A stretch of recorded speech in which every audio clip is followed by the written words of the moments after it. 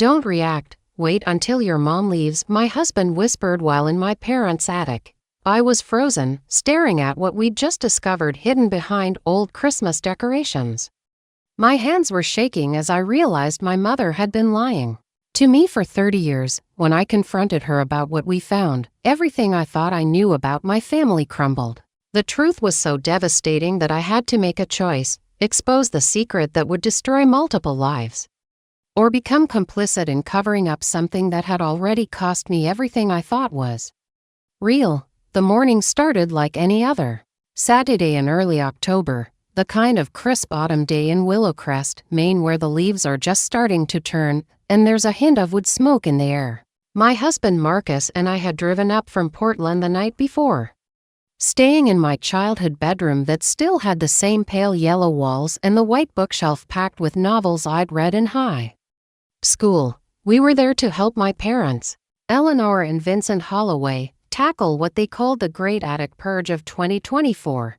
After 38 years in the same sprawling colonial house on Maple Ridge Drive, they were finally ready to downsize.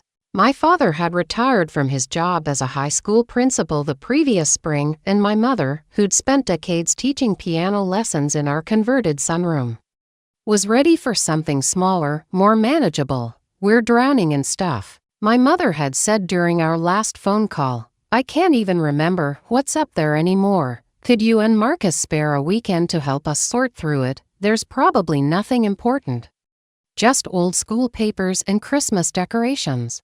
But you know how your father never throws anything away. It seemed simple enough, a straightforward family weekend project, the kind that would involve dusty boxes, nostalgic discoveries, and probably end with takeout pizza while we shared stories about whatever treasures we'd unearthed. The house itself was exactly as I remembered it: 3 stories of New England charm with white clapboard siding, forest green shutters, and a wraparound porch where my sister Jasmine and I had spent countless summer evenings reading books and arguing about everything from boys to book clubs. The maple tree in the front yard, the one I'd climbed religiously until I was 12, was now massive, its branches almost touching the roof. Inside, everything felt frozen in time. The hardwood floors still creaked in the same spots.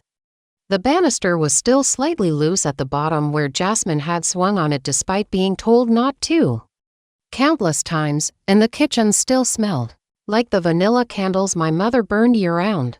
Family photos lined the hallway leading to the stairs, school pictures, vacation snapshots, holiday gatherings where everyone was smiling and looked genuinely happy. Looking at those photos that morning, I felt the familiar warmth of belonging. This was home. These were my people. The woman with the gentle smile and silver hair was my mother, who'd taught me to play piano and stayed up all night when I had pneumonia in 8th grade. The tall man with kind eyes and graying temples was my father, who'd coached my softball team and never missed a single school play I was in. Eleanor Holloway had always been the organized one in the family. Her labeled storage boxes, color-coded filing systems, and meticulously maintained photo albums were legendary. If something needed to be found, planned, or remembered, you asked Mom. She kept track of everyone's birthdays, knew exactly where every important document was stored, and could locate any specific Christmas ornament within 5 minutes of being asked. Vincent Holloway was her perfect complement, the sentimental pack rat who couldn't bear to throw away anything that might hold a memory. Every school project Jasmine and I had ever made, every card we'd given them, every ticket stub from family outings, it all got saved just in case. The attic had become his unofficial museum of family history. Ready to face the chaos, Marcus asked that Saturday morning as we finished our coffee in the sun-drenched kitchen. He was wearing old jeans and a faded Red Sox t-shirt, prepared for a day of manual labor. After 6 years of marriage, he knew the drill for family projects: dress for dust, bring patience, and don't argue with my father about what constitutes historical significance. My mother appeared in the doorway, already dressed and energetic. Despite being 71, she was wearing what I'd come to think of as her project clothes: dark slacks that wouldn't show dust and a pale blue sweater that brought out her eyes. Her silver hair was pulled back in the same neat bun she'd worn for as long as I could remember. "Oh good, you're both up," she said, though it was nearly 9 o'clock and we'd been awake for an hour. "Your father's already moved some of the easier boxes to the landing. I thought we'd start with the holiday decorations since those can just go straight to the new house, then work our way through the storage bins." There was something in her tone that seemed slightly off, though I couldn't pinpoint what, a kind of careful cheerfulness that felt practiced. But then again, my mother had always been particular about family projects. She liked things done efficiently and properly, with minimal chaos and maximum organization. "Where is Dad?" I asked. "He ran to the hardware store for more storage boxes. You know how he always needs the right supplies for any job." She smiled, but there was a tightness around her eyes that I'd learned to recognize over the years. It was the expression she wore when she was managing something stressful but didn't want anyone else to worry about it. "Should we wait for him?" Marcus offered. "Oh no, let's get started. He'll be back soon enough, and honestly, he'll just slow us down with his need to examine every single item and tell us the story behind it." She laughed. But again, something felt forced about it. The attic access was through a narrow door at the end of the second-floor hallway, with steep wooden stairs that had always felt treacherous to navigate. As a kid, I'd been both fascinated and terrified by the attic. It was like entering a different world, full of shadows and mysterious shapes covered in old sheets. Marcus went up first, his footsteps careful on the old boards. The single bare bulb at the top cast harsh shadows in every direction, making familiar objects look foreign and slightly ominous. The space was larger than most people expected, running nearly the full length of the house, with sloped ceilings that created cozy nooks perfect for storing things and completely forgetting about them. "Jesus," Marcus called down. "There's a lot more stuff up here than I expected." I climbed up behind him, immediately hit by the distinctive attic smell: old wood, dust, and that particular mustiness that comes from decades of stored memories. The space was packed with boxes of every size, old furniture draped in sheets, rolled-up carpets, and towers of storage containers that my mother had organized with her characteristic precision. Everything was labeled in her neat handwriting: Christmas ornaments 1985 to 1990, Jessica's school papers, elementary, Jasmine's art projects, wedding gifts, china. There were garment bags hanging from the rafters, probably containing old formal dresses and suits that had outlived their usefulness but were too expensive or meaningful to discard. "This is going to take all day," I said, surveying the organized chaos. "Maybe longer," Marcus agreed. "Should we start with something easy?" We decided to begin with the Christmas decorations, since those were clearly marked and my mother had already indicated they'd be moving to the new house. I started with a box labeled ornaments, fragile, while Marcus tackled a larger container that supposedly held garland and lights. For the first hour, it was exactly what we'd expected.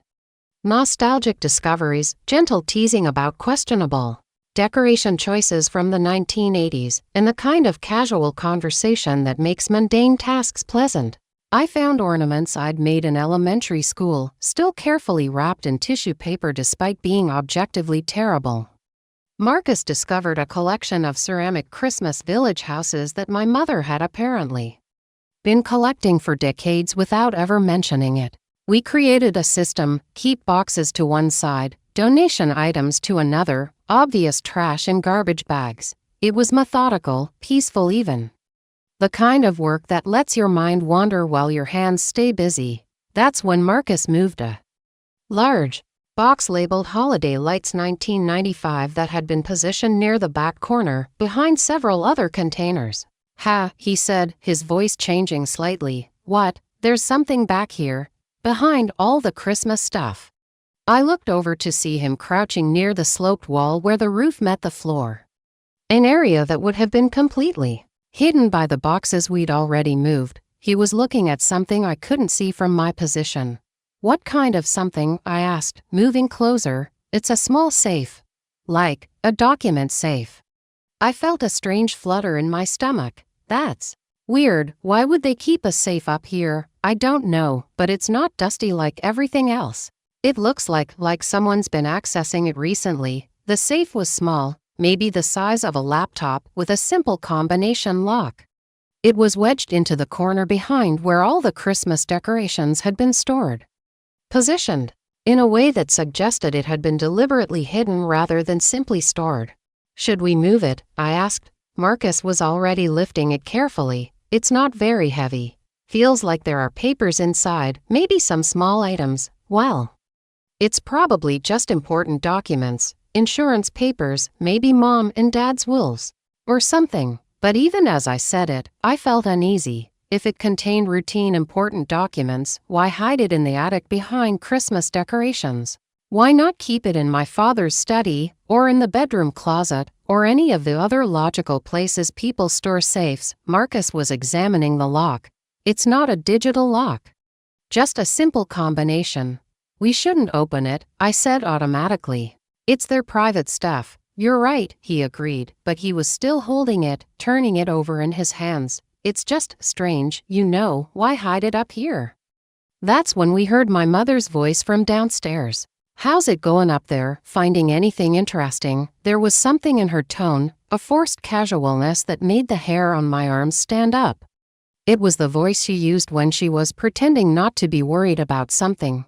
"Marcus." And I looked at each other. In that moment, I saw my own unease reflected in his expression.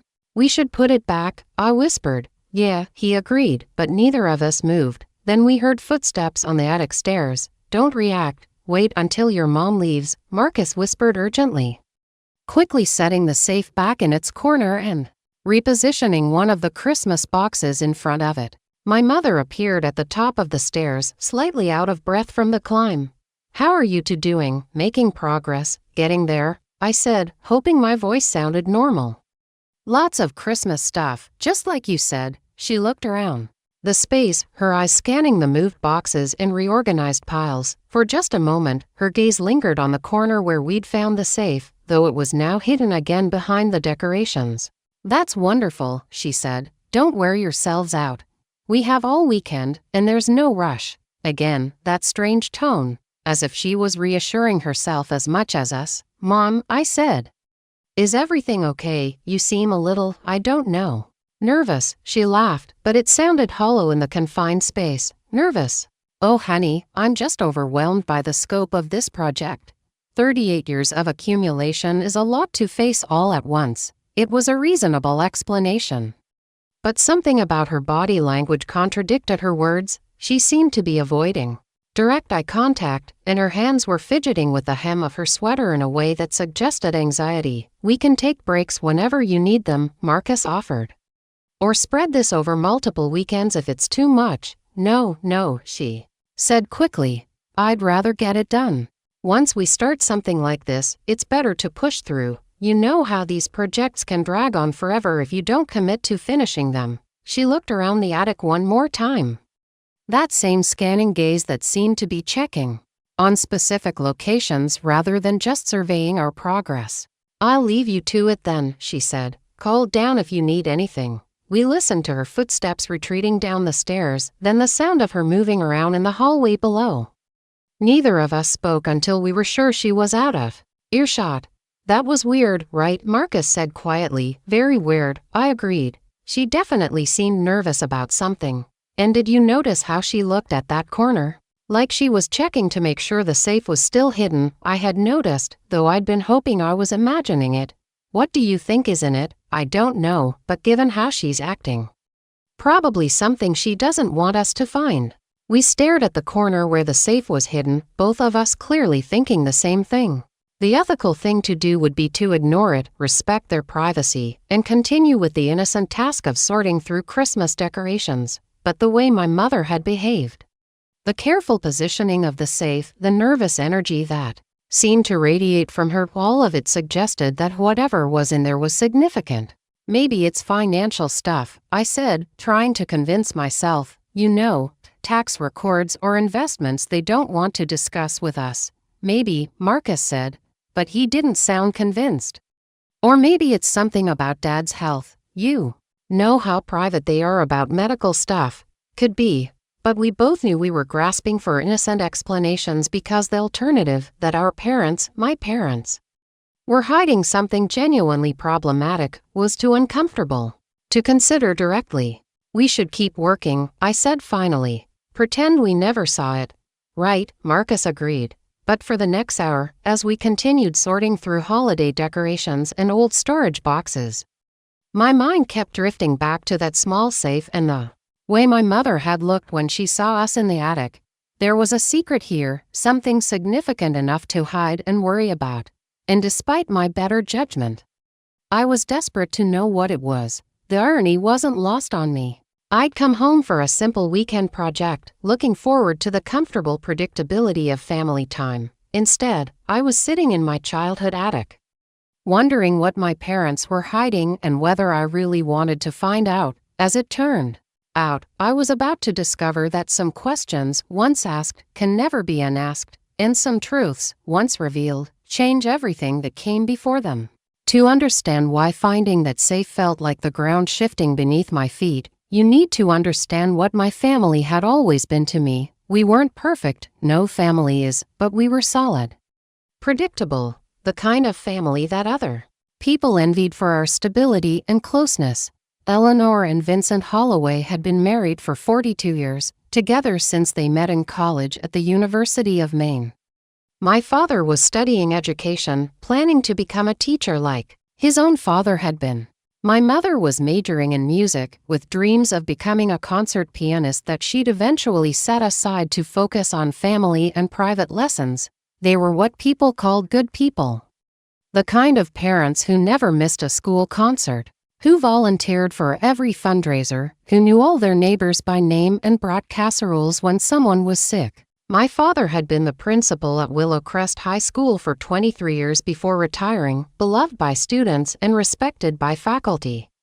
My mother had taught piano lessons out of our sunroom for nearly 3 decades, nurturing dozens of local children through their musical education. Our house on Maple Ridge Drive was the kind of place where neighborhood kids felt comfortable showing up unannounced, where the cookie jar was always full, and where family dinners happened at 6 o'clock sharp every night unless someone had a very good excuse.